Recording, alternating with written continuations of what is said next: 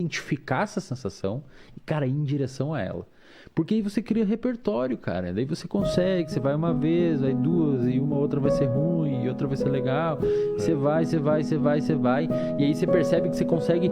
Às vezes o stand-up não tá legal, mas você consegue. Você fica feliz de ter enfrentado o problema, o medo, e aí a tua autoestima sobe.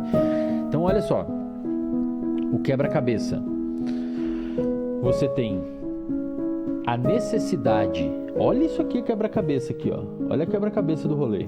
Você tem a necessidade de se expor em doses pequenas a pequenos estressores para conseguir, na sua idade adulta, não ficar com pico de cortisol todo momento por qualquer coisa.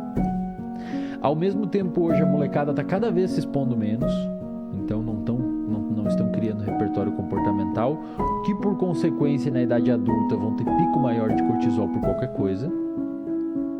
E um dos principais fatores de risco para depressão é o cortisol alto. O cortisol alto é extremamente tóxico para os nossos neurônios, para as células do cérebro, especialmente para os neurônios produtores de um neurotransmissor chamado, a gente falou bastante no outro podcast, chamado de dopamina, que tem a ver com motivação, buscar prazer, etc. Então o que acontece? Você está criando um cérebro inapto comportamentalmente, que está indo em direção a viver num mundo onde você inevitavelmente vai ter que lidar com estressores. É quase um tiro no pé, cara. É quase um tiro no pé. Então o que eu peço para as pessoas sempre? Não se esquive de situações que você tem medo. E eu, como pai, não super proteger. Exato, cara. Tipo, senta e conversa. Fala, filho, eu sei que você tá com medo, eu sei que é uma apresentação pros seus coleguinhas, eu sei que talvez tenha menininha ali na turma e você tem vergonha, mas é um momento importante de você ir, de você vencer, pra você ficar mais forte, tal. Não liga pro diretor e fala, que história é essa aí de botar o meu filho aí no negócio, cara? Não sei o que. Aí imagina se ele foge, cara. O problema da esquiva, a gente chama de esquiva. Olha que é bom de dar nome bonito, né? É fugir do negócio, mas a gente dá uns nomes bonitos pra parecer que a gente é inteligente. Então eu vou te dizer o nome bonito. Esquiva experiencial. Você fica fugindo de uma experiência. Qual que é o problema de fugir de uma experiência, cara? Ela é boa. É bom fugir das experiências desagradáveis. É bom? Não. Pro seu espectro de comportamento e aptidão é ruim. Tá. Mas no momento é ótimo. Ah, sim. Imagina que gostoso seria no seu primeiro dia de podcast você voltar pra casa. Não precisei, velho. Ainda bem, né? 2 dias depois você ia estar mal pra caralho. Pô, por que eu fugi? Eu sou merda, não sei o quê. Mas na hora é gostoso. Você tá ali com um puta problema na sua frente, tipo, seu filho lá no alto. Imagina que bom seria se ele descesse e falar, não precisei enfrentar. E aí, conforme vai sendo bom você fugir das coisas, você começa a fugir. Então veja, a gente tá construindo um quebra-cabeça aqui. A gente tem a ideia de que você se submeter a pequenos estressores, você se submete a pequenos estressores para evitar pico de cortisol na idade adulta quando você se submeter a novos estressores. Então, basicamente, qual que é a ideia? Vamos imaginar que você é um cara que sempre, desde a internet, né, cara? Você começou se expondo lá no início e tal. Digamos que aconteça uma situação agora, acho que até aconteceu, cara. Veio a pandemia. Porra, você fazia stand-up, os clubes fecharam. Cara, em vez de você deprimir o seu humor, pode ser que você tenha... Então pensa assim, talvez você só tenha tido aptidão comportamental para sair daquele poço e voltar porque no passado você fez isso.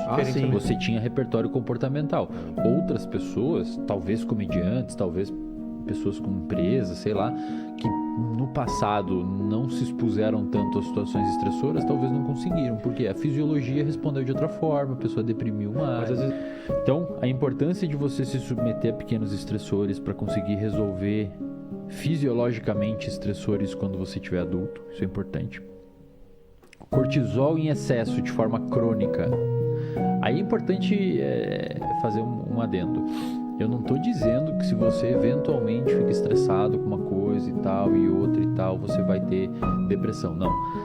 Estresses pontuais, como você fazer o primeiro stand-up, fazer uma apresentação no trabalho, falar com o chefe numa entrevista de emprego e tal, isso é bom, cara, é até bom pro seu organismo. O ruim é o estresse crônico. Você tá sempre estressado, um estresse pano de fundo, você tá sempre irritado, trânsito, em casa, no trabalho, tudo você tá estressado, na academia, estressado, isso não é legal.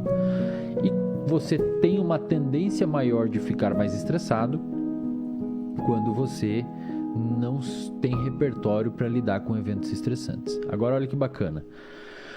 Como é que você, ou melhor, qual que é um dos principais fatores que levam você a, por exemplo, no meio de uma pandemia que você deprimiu e tal, humor mal, fazer um podcast? Qual que é um dos fatores que no meio de uma situação faz você ir lá e se expor em público? Qual que é um dos fatores que no meio de um evento faz você não recuar e se esquivar de uma situação aversiva? Grande parte das vezes são as pessoas que você convive. Filho, amigos, colegas. Eu costumo dizer que você é mais ou menos uma média das 5 pessoas que você mais convive, cara. Então, se você convive num ambiente, se você convive em meio a pessoas que valoram muito, valorizam muito, por exemplo, encher a cara, você muitas vezes não vai beber, ou não vai beber mais, mas você vai ter uma tendência de talvez usar mais álcool, mesmo que você não perceba. Se você convive no meio de pessoas que cultivam a ideia de piadas homofóbicas como algo bacana e dão risada e tal, você tem uma tendência de praticar isso. Ou você se afasta daquilo, um dos dois. Se as pessoas ligam mais pro dinheiro, Exato. ou ligam mais pra fé, Exato. são espirituais, você acaba... Exato. Faz sentido. Por que isso acontece, cara? E agora que vem a parte mais louca da história. Porque o nosso comportamento, e a galera me pune, fala, não faz isso, velho. Pegou mal pra caramba, você não vai andar com nós. Exato. E tal. Você para de beber, porque o comportamento de beber, então você bebeu, você fez um comportamento. Certo. A consequência que isso gerou, que foi o seu amigo falar, para com isso, você tende a... Entendi. Assim, pela mesma razão que o seu filho foi no nível mais alto, ele curtiu, ele vai de novo. Porque foi legal. Exato. Então, só que aí que tá. Uma das coisas que diz o que é legal e o que não é o que uma filosofia da ciência, que a gente chama de uma das coisas que atribui o legal e o ruim aos nossos comportamentos é o que a gente chama de comunidade verbal. O que é isso? As pessoas que você convive. Então, por exemplo, se você está dentro de um contexto religioso, a comunidade verbal, as pessoas dentro do contexto religioso, elas vão dizer para você que tal coisa é legal e tal coisa não é. Outro grupo pode dizer o oposto. Não, isso aqui é legal e isso não é.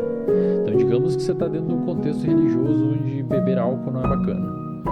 Então, beleza, a comunidade que você convive, as pessoas que você convive estão falando, cara, não bebe álcool porque não é legal. Então, você começa a ver o álcool de uma forma diferente. Mas aí você tem os amigos da balada, a ideia de que um comportamento é legal, um comportamento como estudar, treinar, fazer dieta, não sei o que, se expor, etc, ganhar dinheiro, seja lá o que for. Você vive num conjunto de pessoas que falam, cara, isso daí é legal, velho, treinar, fazer dieta e tal, isso é maneiro. A tendência é que você, com o tempo, comece a achar maneiro aquilo.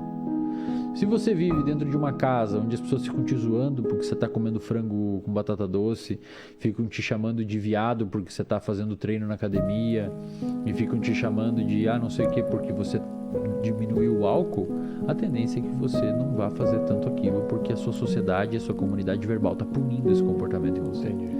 É por isso que eu falo para as pessoas, tome muito cuidado no ambiente que você está, porque é esse ambiente que vai punir ou recompensar determinados comportamentos e você vai meio que se direcionando para aquele lado. É mais fácil eles te moldarem do que você ter força para moldar todo mundo. Exato, cara. E olha que louco, agora fechando mais um círculo de raciocínio. Então, que o contexto onde você vive, o ambiente onde você vive, tendem a atribuir valor ou não valor a determinados comportamentos que você tem, e no seu cérebro isso gera recompensa.